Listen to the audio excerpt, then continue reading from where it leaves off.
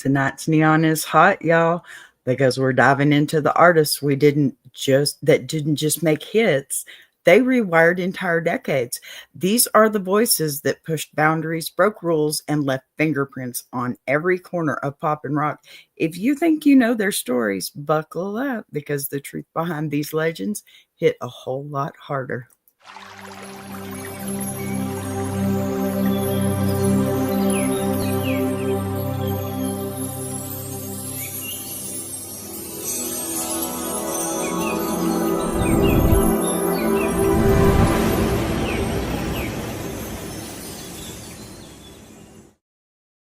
Hello, hello, hello. We're back.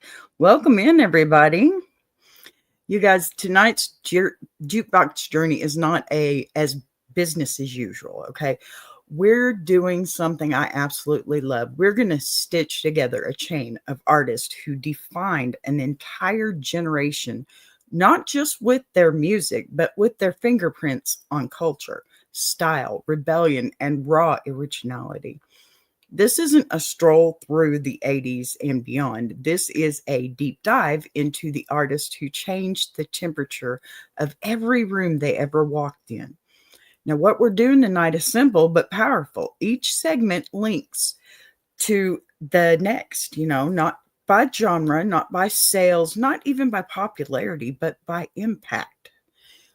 By the ways these artists pushed boundaries and shifted expectations and cracked open doors, the next person could sprint through. Now, you're going to hear stories you've never heard before, the behind the scenes sparks, the accidental inventions, the creative risk that turned into cultural earthquakes. This is a night built for Gen Xers, old school souls, and anybody who still believes music should hit you in the chest and rearrange your day. Now, yes, we are starting with a queen who didn't just break into the scene, she exploded into it, leaving neon footprints the world still follows. So we're going to kick it off here with this first young lady after we get over here to our wonderful chat and say, hello, Ellen. I'm so happy to see you, honey. Thank you for being here. Anybody else that's walked in at this time, I'm very happy you're here too. Thank you so very much. You are appreciated. Now we're going to get into this because this is going to be fun tonight. I've tried to, soup it up a little bit. So here we go. Our first young lady of the night, believe it or not, she was just, and rightfully so, it should have been a long time ago, just put into the Rock and Roll Hall of Fame. Let's give it a try. All righty, here we go. And we're doing this one. Yay! I got it there. Okay, when Cyndi Lauper burst into the scene in the early 1980s, she wasn't just another bubblegum pop act, okay? She was walking art project, right? A neon explosion, a total rule breaker who didn't ask permission and didn't wait for industry approval. Now, before her solo success, she'd already lived an entire lifetime's worth of setbacks. She fronted a band called Blue Angel, blew out her vocal cords to the point that doctors really questioned if she was ever going to get to sing again. She worked retail jobs and even lived in a shelter for a while. But even in those low points, those who heard her voice already knew she wasn't built like anyone else, okay? There was a texture in her tone, a raspy and bright in the same breath. It really mapped her emotions like fingerprints, Hi, Blood Sister. Good to see you. I know, Ellen. Cyndi Lauper was one of my favorites. Seriously. I mean, I love music and I've got a little bit of a background, and she was just one of my idols. Absolutely. Now, long before Girls Just Want to Have Fun ever hit the radio, Cyndi was quietly becoming one of the strongest storytellers of her generation, sharpening her pen and her ear and her identity. Her breakthrough wasn't accidental. Girls Just Want to Have Fun started as a male-written punkish track, but Cindy flipped it. She rewrote that energy and transformed it into a feminist party anthem wrapped in candy colors. Now, she fought to cast real women of all ages, sizes, and walks of life in the video, something the label pushed back on hard, but Cindy refused to make a video that objectified women just to move units. My girl. That single decision changed MTV.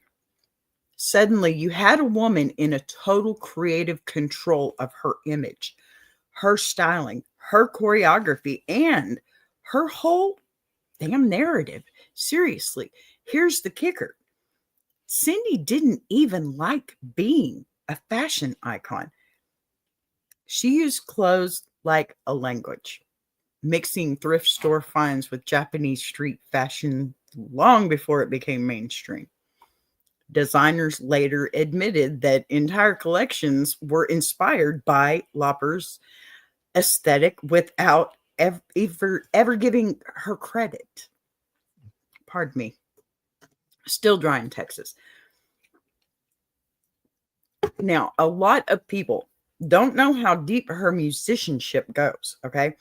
She has perfect pitch, the rare kind. And she knows for creating vocal arrangements on the spot, she's got it. She's a seasoned producers can barely keep up with her. Her hit, Time After Time, was recorded in a single day. But what most fans don't know is that Cindy nearly didn't include it on the album. She worried it was too vulnerable, too stripped down, and too far from the hypersaturated 80s pop sound. That vulnerability ended up being her superpower. The song became her first #1 hit and has been covered more than 200 times across genres. To this day, musicians cite her phrasing on that song as a masterclass, soft at the edges, strong at the center, and painfully honest. Now, her cultural impact is bigger than her hair, okay? The fashion and the neon. But Cindy was one of the first pop stars to openly fight for LGBTQ. And at a time when it threatened careers. She dedicated work to her sister, launched the True Colors Fund, and it used her fame as a protective shield for others long before celebrity activism was considered safe. She also crossed into Broadway and absolutely dominated it. Kinky Boots made her the first woman in history to win a Tony Award alone for Best Original Score. That means no co-writers, no shared credits, just her. A quiet reminder that the woman the world tried to paint as a comic book character was actually one of the most serious creative forces of her time. And here's where the chain connects.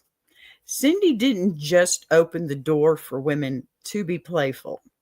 She opened the door for women to be unapologetically themselves. She carved a space where genre blending wasn't odd, where vulnerability wasn't weakness, and where visual storytelling mattered as much as the melody. Now, without her style rebellion, the landscape Madonna stepped into would have looked very different. Madonna took the baton Cindy flung into the air and turned authenticity into empire building using blocks, reinvention, and provocation as artistic tools. One built the runway, the other strutted down in stilettos. So yes, that brings us to our second lovely of the evening. That would be, pardon me, I'm still learning, y'all. So, if Cyndi Lauper cracked open the door for unapologetic female expression, Madonna charged through it like a storm. not to occupy space, but to reshape it. When she hit in the early 1980s, she wasn't the strongest vocalist. She wasn't the most trained dancer, and she certainly wasn't the industry's favorite. What she did have was an unmatched instinct for transformation. Madonna understood something revolutionary at the time. Image, narrative, and controversy were tools, not accidents. Every era of her career was a controlled burn, a reinvention time, to cultural tension, and, a masterclass in how to stay unpredictable in an industry that punishes women for doing exactly that. Before she became the material girl, though, Madonna was hungry, broke dancer, sleeping on friends' floors in New York, hustling in a city that didn't hand out favors. She learned drums, guitars, and production basics so she wouldn't have to rely on anyone else. That self-directed edge shaped the sound of modern pop. When her debut album exploded, many expected her to flame out quickly, just another pretty blonde with a catchy hook. Instead, she released Like a Virgin and deliberately stepped into a center of America's cultural anxieties. She weaponized innocence and sexuality simultaneously, right? Flipping what could have been a scandal into a branding revolution. And she did it with calculation, not chaos. The white wedding dress, the writhing on MTV's stage, none of it was random. Every choice was content strategy before content strategy existed. What most people don't talk about is how Madonna controlled her music with the same precision she controlled her image. She co-wrote most of her biggest hits and had a hand in shaping the beats, the tone, the production. She pushed producers to modernize, to experiment with new technology, to try sounds that felt strange at the time. Vogue, for example, wasn't supposed to be a single at all. It was a B-side experiment inspired by underground ballroom culture. Wow. Yet it became one of the most iconic songs of all times, introducing millions to art form long before, the mainstream cared about representation. She didn't just pull from subcultures, she elevated them. Sometimes controversially, sometimes imperfectly, pardon me, but always boldly. Her influence didn't end with pop, okay? Madonna transformed the standard for touring. Before her, concerts were performance events. After her, they became cinematic universes. The Blonde Ambition tour alone changed live entertainment forever. The headset mic, pop stars use it today because Madonna made it mainstream. The multi-act theatrical show, Madonna again, she was combining choreography, storytelling, fashion, and multimedia elements when most artists were still standing behind a mic stand. Now, she turned tours into global phenomena and paved the way for artists like Janet Jackson, Beyonce, Lady Gaga, Taylor Swift to build world tours that feel like full-scale productions. But the layer that often gets overlooked is her resilience. Pardon me. And that's what we love here in the Iron Sharpening Iron universe, a woman's resilience. Listen, Madonna has been counted out at least 5 times in her career. Dismissed for aging, dismissed for controversy, dismissed for refusing to shrink herself the way the industry demanded. And yet every single time she found a way to just evolve. Reinvention isn't a gimmick for her. It's a philosophy. Even her missteps are studied, dissected, and often copied years later when culture finally catches up. That's the mark of someone operating ahead of her time. Now, here's the chain connection, because that's how we do here. Cyndi Lauper built the expressive playground, right? Breaking the expectation that women in music fit into a single tidy box, right? Madonna turned that playground into an empire, using reinvention as a weapon and refusing to let age and critics or cultural norms dictate her path. And from Madonna's foundation springs the next artist in our lineup. Someone who didn't just reinvent herself, she reinvented entire genres and carved out lanes for future vocal powerhouses. She brought rawness, edge, athletic choreography, and emotional transparency into the mix in ways that shifted the entire landscape of female pop performances. Pardon me. I'm just not getting my peas out today. Okay, peas. Eat your peas. Okay, Tina. You know it. Tina, my girl. Love this woman. Love this woman. If Madonna mastered reinvention, then Tina Turner mastered resurrection. There's no other way to put it. And that's a much harder art. Okay. Tina wasn't just a performer, she was a phenomenon of willpower, grit, electrifying presence that the music world had never seen before. When Tina walked on stage, she didn't perform the music, she became it. The stomp, the hair, the fire in every single syllable she sang. Tina Turner redefined what female power looked like long before empowerment was a hashtag or a movement. Now, most women know the broad strokes of her story: the early success, the abusive marriage, their dramatic breakup, the year of silence, but fewer people understand the scale of her eventual comeback. By the time Tina reclaimed her name and walked out alone, the industry believed she was finished. She was a woman in her 40s. She was coming from trauma. She didn't have a label pushing her. And yet, she believed in herself with a force so unshakable that history had no choice but to bend in her direction. Tina spent years performing in tiny little clubs, hotel lounges, and Vegas rooms, not as a downfall, but as a training. She rebuilt her career brick by brick, one fearless performance at a time. And then came 1984, the year everything snapped into alignment. Private Dancer. It wasn't supposed to be a phenomenon. It was supposed to be a modest release. Instead, it detonated.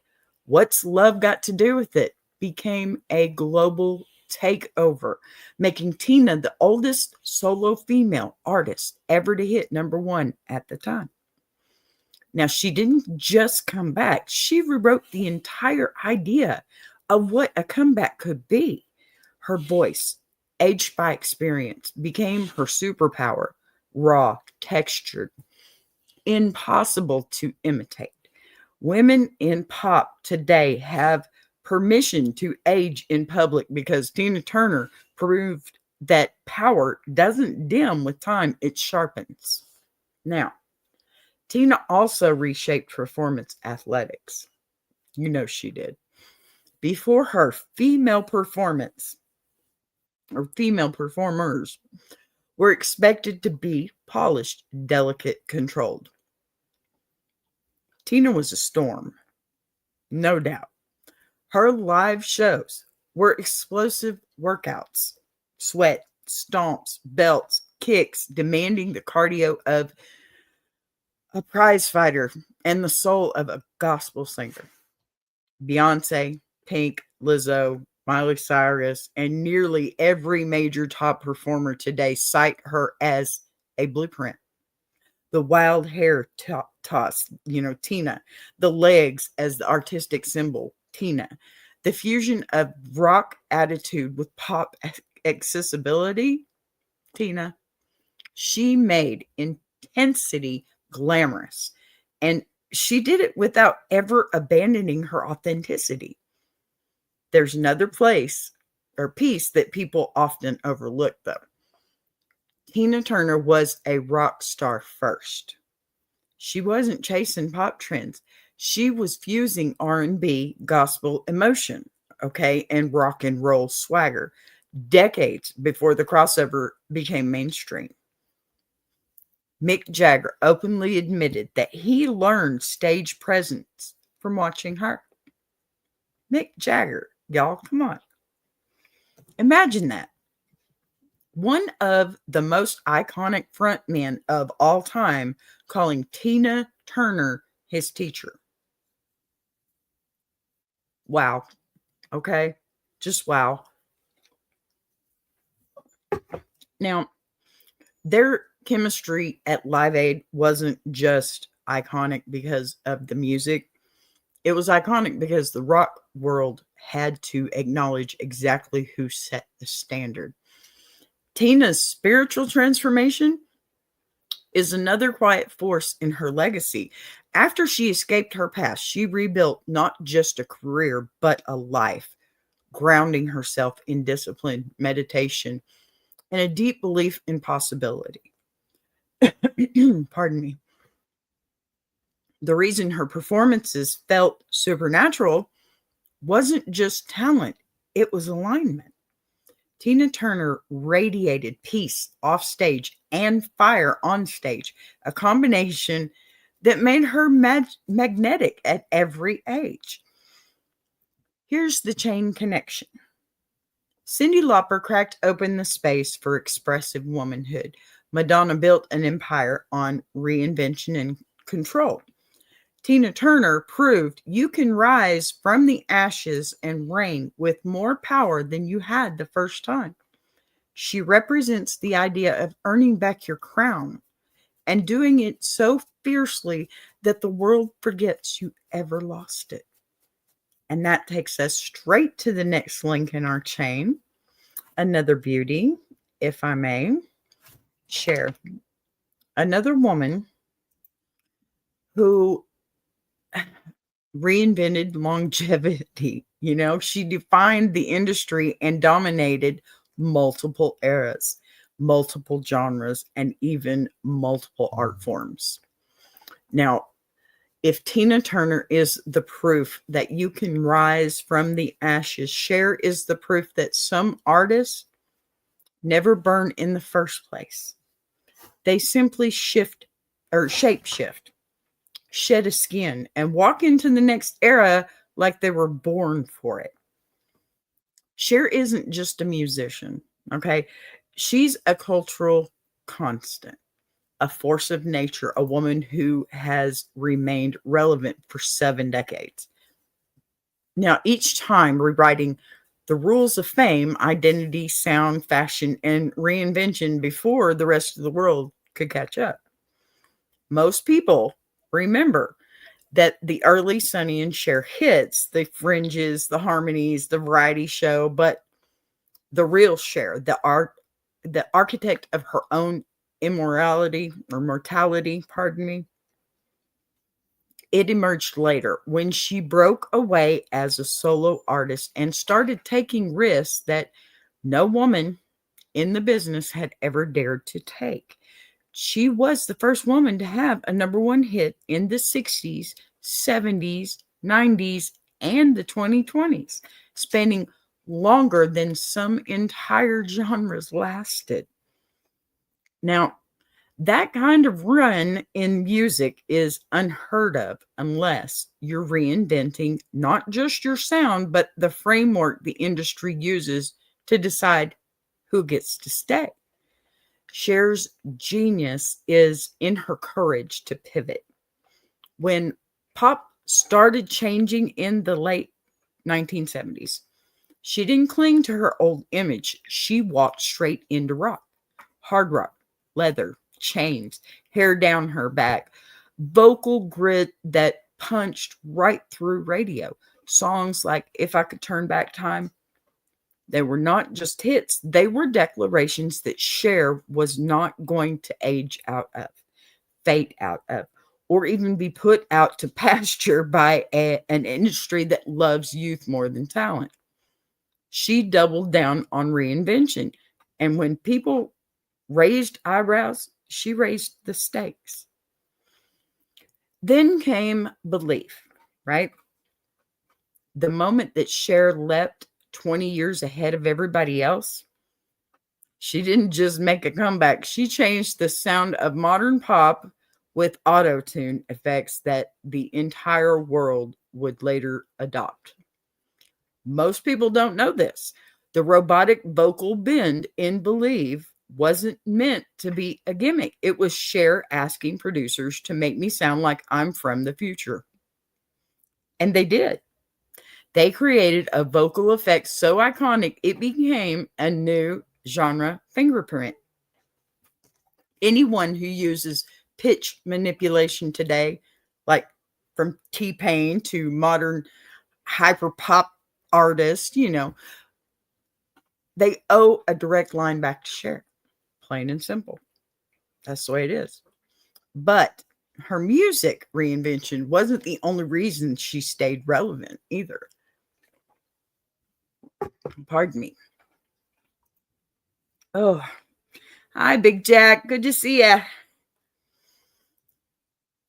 Okay, so Cher built a second empire in acting. When the world doubted her dramatic chops, she delivered Mask, Moonstruck, and an Academy Award. Not because she wanted Hollywood's approval, but because she was determined to prove that she could dominate another field entirely. And she did. She became the blueprint for the multi artist decades before the term existed. Okay, Cher's deeper legacy, the one most people overlook, is her refusal to be defined by age. She shattered every expectation the industry placed on women. She wore what she wanted, sang how she wanted, and carried herself with the fearless glamour of someone who knew exactly who she was. Even now, in her late 70s, she remains sharp. From political commentary to fashion to chart comebacks, this is a woman who has never apologized for being iconic. And this is where she links directly to Tina. Tina showed the world you can rise again, and Cher showed the world you can never descend in you can never descend in the first place if you stay ahead of the wave. This leads us to the next link in our chain, a woman who took all that reinvention, all that power, all that defiance, and amplified it with vocal force. And I know y'all gonna love this one. Yes, it is. It's our beauty, Miss Whitney Houston. Yes, she did. Whitney Houston, the voice that changed the global standard, the woman whose talent became the measurement for every vocalist who ever came after her. Cher was amazing, Big Jack. Absolutely, even with Sunny. Absolutely. She's just one of my idols, I had to put her in here. So, all right. If Cher's power is reinvention and Tina's power is resurrection, Whitney Houston's power was purity. The kind of once in a century talent that doesn't just rise above the industry, it rewrites the entire industry around it. Whitney didn't compete. She reset the measurement. Before Whitney, vocalists were judged by style, stamina, range, or tone. After Whitney, they were judged by whether they could do what she did. And the answer was almost always no. Yes, best national anthem in Super Bowl history. You got that right. Gone way too soon. Oh, so too soon. So Whitney's musical DNA wasn't built in a studio, right? It was built in New Jersey churches where she's surrounded by gospel royalty. Her mother, Sissy Houston, her cousin, Dionne Warwick, and her godmother, Aretha Franklin. That's the Holy Trinity that shaped her. People don't realize how unusual that is. Whitney had the musical foundation of three powerhouse women who each dominated their own lanes. She learned control from Sissy, emotional phrasing from Dionne, and spiritual fire from Aretha.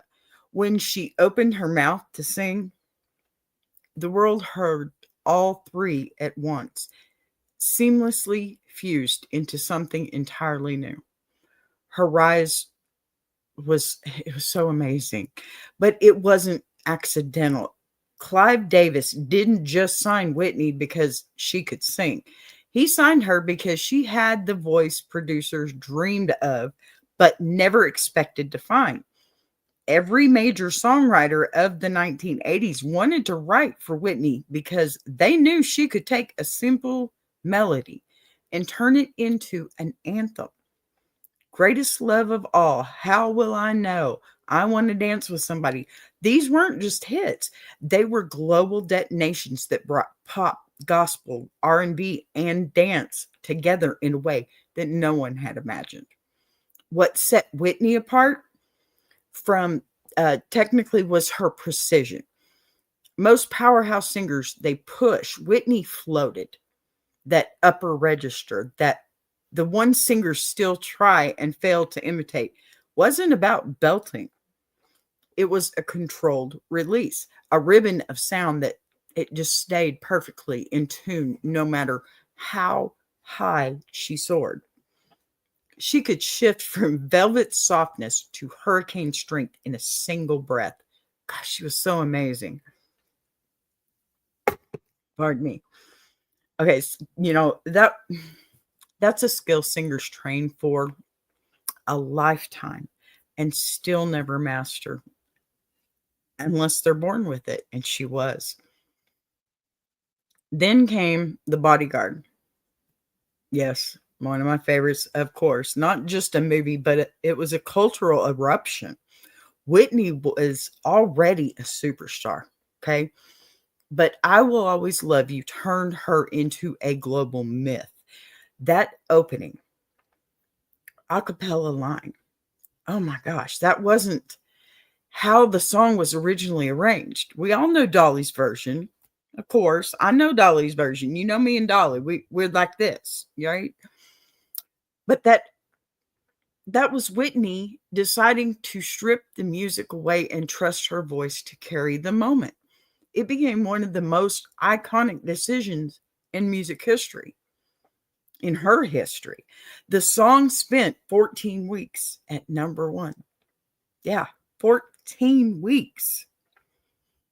The soundtrack became the best-selling movie soundtrack of all time, and Whitney became the most awarded female artist in history. The deeper truth of Whitney's legacy isn't the awards, though. It's the standard. Every singing competition, every vocal coach, every reality show judge asking, can you hit the Whitney note? That's the benchmark she set. Ariana Grande, Beyonce, Jennifer Hudson, Jasmine Sullivan, Celine Dion, all of them openly admit that Whitney was the model. Before Whitney, talent was impressive. After Whitney, talent had a measuring stick. And that takes our chain into the next link. From Cher to Tina is powerful. Cher showed the power of longevity. Tina showed the power of rising again. Whitney showed the power of being so gifted that the world rearranges itself around your voice. She didn't just inspire artists. She changed what audiences expected from a vocalist forever. And this one is going to bring us to our next link, which is a woman whose range control, and emotional depth placed her in the same rare category of vocal architects. Now, y'all might think she's a little bit young for this, but she's not, because she's in this, okay? Mariah Carey. Now, Mariah was a technician, an innovator, or is, pardon me, the songwriter who blended gospel, pop, and hip hop to create an entirely new sound for the 1990s. If Whitney set the vocal standard, Mariah Carey engineered the blueprint for the modern singer. Mariah isn't just a voice. She is a vocal engineer, a songwriter, a producer, a stylist, a genre scientist. She didn't walk into the 90s to take up space. She walked to reshape it. And she did it pretty thoroughly. That even today, 30 years later, artists still measure themselves against Mariah built. Most people know she has range. Okay. They know about the whistle register, which is crazy, right? And yeah, we've all tried to reach that. Even men try to reach that. My husband tried to reach that. Lord help me. But they know she wrote All I Want for Christmas Is You in 15 minutes too, right? No, I didn't think so. But what people don't know for real is that Mariah Carey's genius sits at the intersection of raw God-given talent and technical mastery. She didn't just hit whistle notes. She controlled them. She shaped them, layered them in her own harmonies, and then she stacked her own backgrounds until her songs became sonic cathedrals. She is one of the few artists in history who can build a choir out of one voice, her own. Her rise is the stuff of music industry lore. When 18-year-old Mariah handed her demo tape to Tommy Mottola, I think is his name, at that industry party, she didn't simply hear a good singer. He heard a once-in-a-generation force, and Mariah proved him right with her debut album. Vision of Love wasn't a song, it was a statement. Now, she delivered so clean, so controlled, so effortless that it permanently altered vocal training. After that performance, every single competition, every choir solo, every pop audition tried to imitate the Mariah run. Vocal cultures changed overnight. But, okay, her technical skill is just one pillar, right? The one people overlook, is that Mariah Carey is one of the greatest songwriters of all time. She didn't just show up to sing hits written for her. She wrote them, shaped them, built them. Every number one track she has more than any solo artist in history, contains her fingerprints. She writes lyrics that are romantic without being naive, emotional without being melodramatic. I can't say that word. And melodic without being predictable. And then she broke the sound barrier of the 90s with the Fantasy remix featuring Dirty Bastard. Mariah merged hip hop and pop in a way that labels were terrified of. Okay. But audiences, they devoured it. That remix, it didn't just resurrect her career.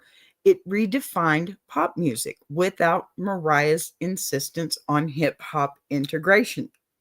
There is no Beyonce crossover, no Rihanna template, no Ariana blend, no global shift in the sound of radio.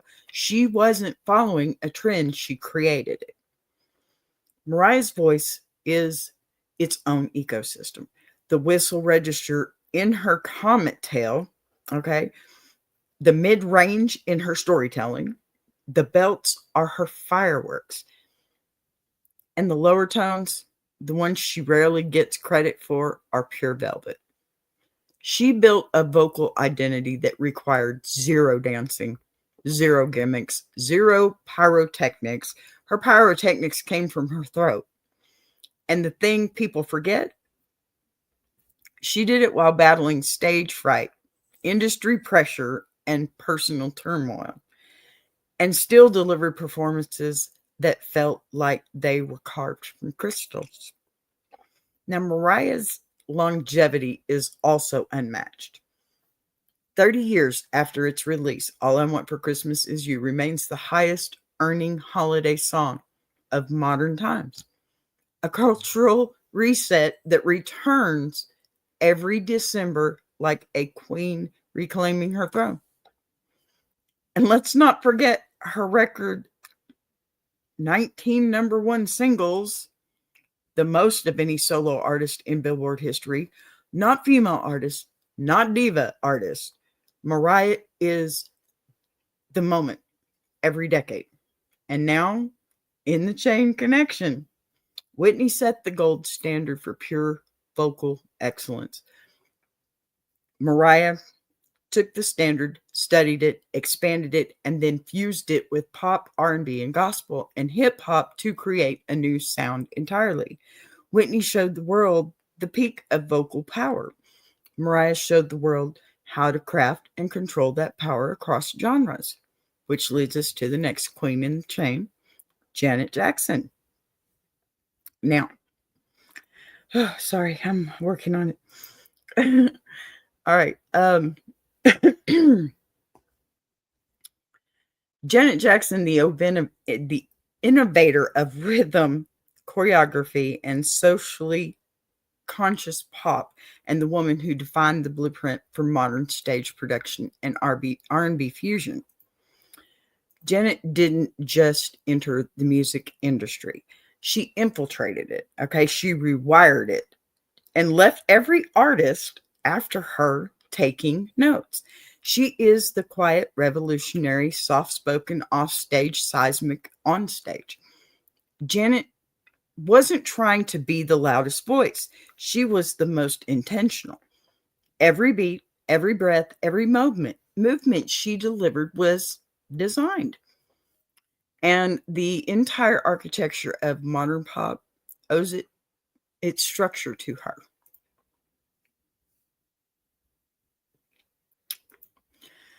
So, Janet's story is deeper than being a Jackson. Hello, Jacksons. More artists would crumble under that last name, but Janet didn't run for her from her legacy. She reauthored it, I guess. Her early teen records were polished but restrained, controlled by a machine that, it didn't yet understand who she was. And when she finally broke away from the control era, she didn't just take ownership, she declared war on the idea that women in pop should be compliant. The album was rebellion for rebellion's sake, okay? Or it wasn't, pardon me. It was Janet planting her flag, my life, my sound, my direction. That message resonated so deeply that control became a cultural rallying cry, especially for young women who had never seen themselves centered in mainstream pop power. Technically, Janet built an empire on precision rhythm. She was the first major pop act to make choreography the core of her identity. Before her, dancing supported the music. After her, dancing was the music. The sharpness, the military style hits, the synchronized squads, all of the traces back to Janet and her long-standing partnership with Jimmy Jam and Terry Lewis. Their production style wasn't just beats, it was architecture. They crafted soundscapes around Janet's whispery, intimate vocal tone, creating a tension between softness and aggression nobody else had really mastered. And then came Rhythm Nation. I can't talk today, y'all. Then came Rhythm Nation 1814, an album so ambitious, so socially conscious, and so musically advanced that it still feels modern today. Janet didn't just talk about social issues, though. She built an entire universe around them: racism, poverty, institutional neglect. Janet tackled them with the urgency of a documentary filmmaker, you know. Rhythm Nation isn't just an album, it's a manifesto. And the fact that she used pop radio to deliver messages the news wouldn't touch, it's kind of revolutionary, you think? What people forget is how dangerously futuristic Janet's production was. Industrial sound, drum machine stutters, layered harmonies, syncopated whispers, I don't know, stacked percussion or percussive breaths, you know? She essentially invented the breathy R&B pop. That style that every 2000s artist, Aaliyah, see, here I go, Aaliyah, Britney, Sierra, TLC, Beyonce, they built their careers on this. Janet's sound wasn't accidental, it was engineered.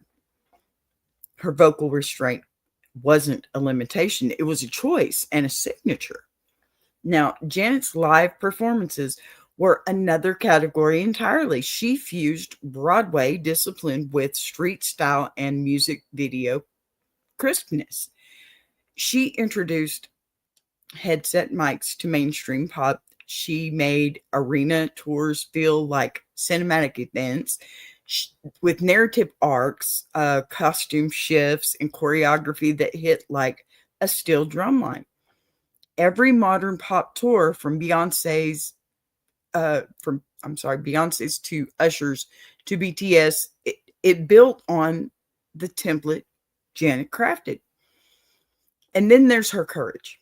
Okay, Janet was one of the first global pop stars to express sensuality from a place of ownership instead of exploitation. The Velvet Rope wasn't just an album, it was a therapy in musical form. She talked openly about trauma, identity, desire, vulnerability, and mental health long before other artists felt it safe to do so. That album alone influenced an entire generation of R&B and pop artists who learned that transparency could be power, you know, instead of career ending. Here's the chain connection. Whitney set the standard for vocal excellence. Mariah expanded it and fused genres into a new era. Janet took vocal nuance, emotional storytelling, and rhythmic intelligence and built the blueprint for visual choreography and thematic world of modern pop. She didn't just influence performers, she influenced performance itself. And now we can link seamlessly into our next queen, a voice with enough steel to dominate rock, enough grit to redefine country, and enough soul to cross every genre without asking permission. Let's see here. We got little Miss Stevie Nicks. Ooh, come on now. Thank you. Now then.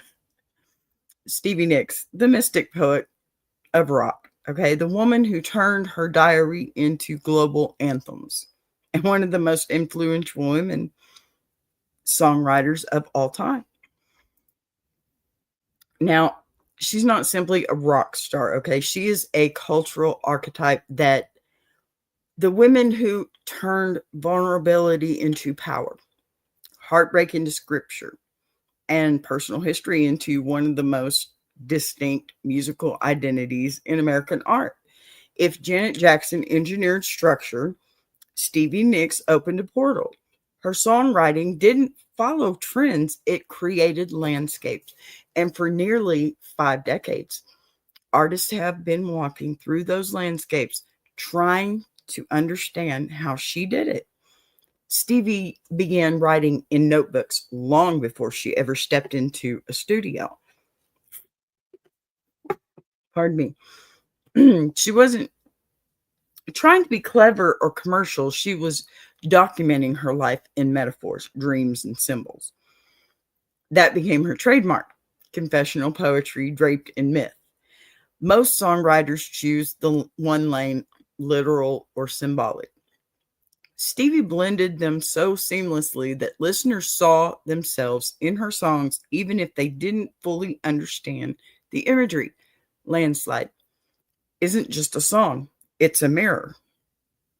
Dreams isn't just a hit, it's a prophecy. They're not compositions, they're emotional coordinates. Her breakthrough came when she and Lindsey Buckingham joined Fleetwood Mac.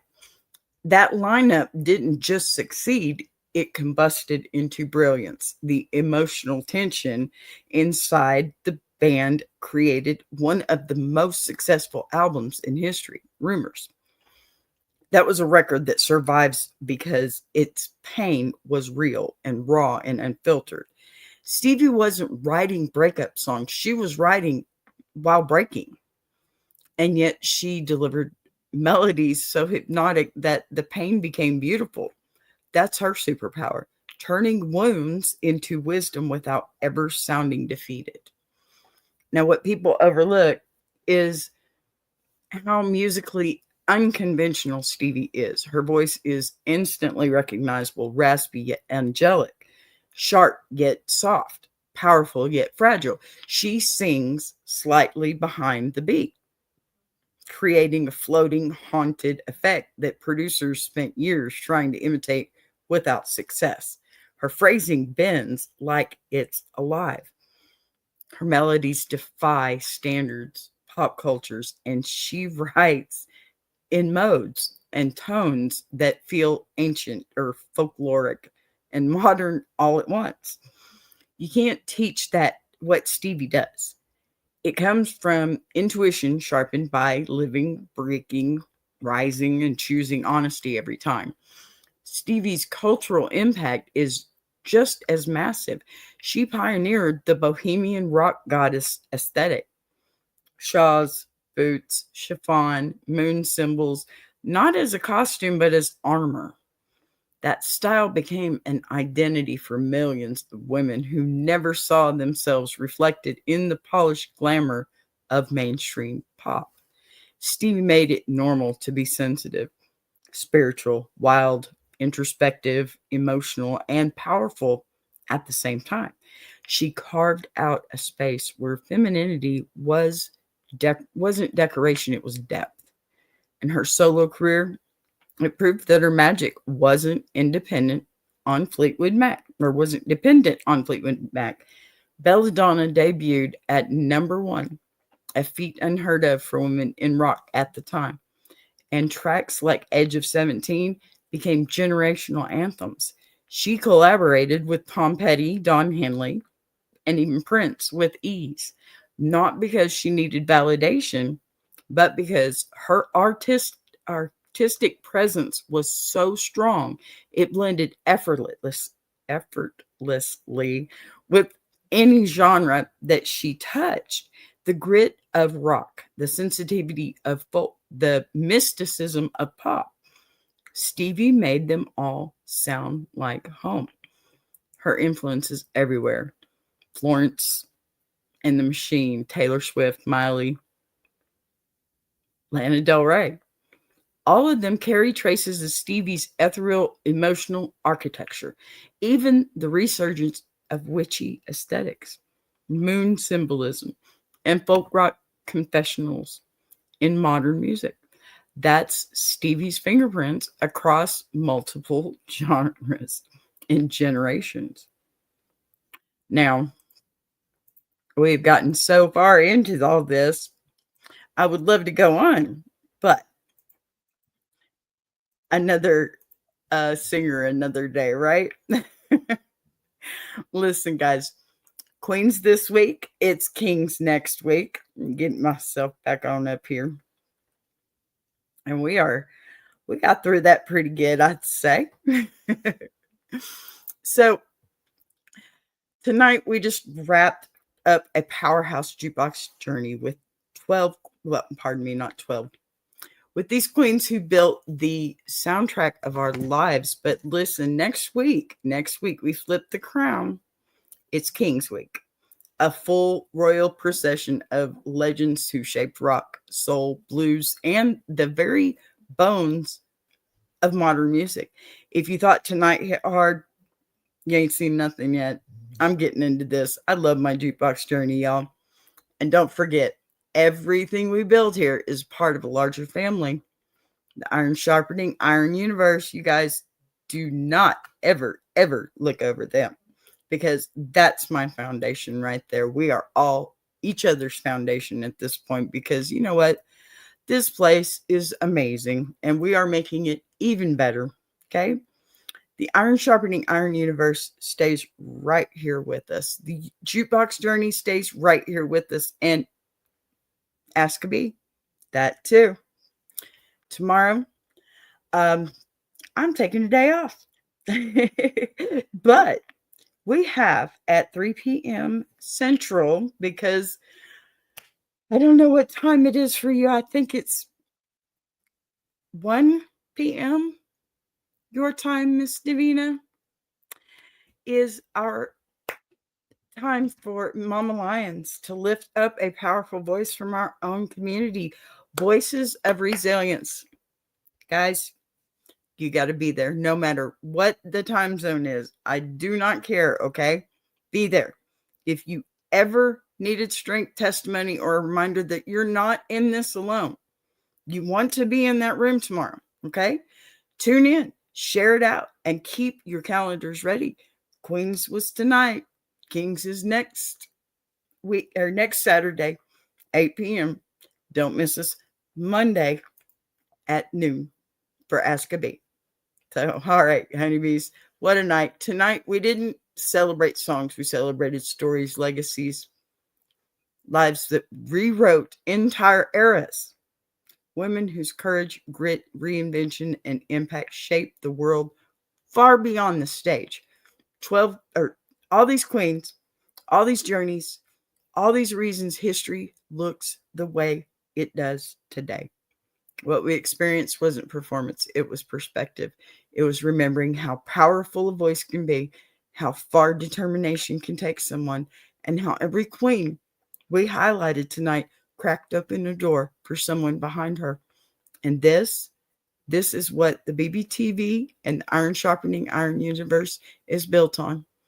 Ask a Bee, Jukebox Journey, Iron Sharpening Iron, Ladies' Diaries, Gentleman's Journal. Different shows, same mission. Lift, ignite, inspire, and remind people who they truly are. But we're not done. Okay? We're not done. Come 2026, it becomes a whole new ball game, and you're going to see us all shine.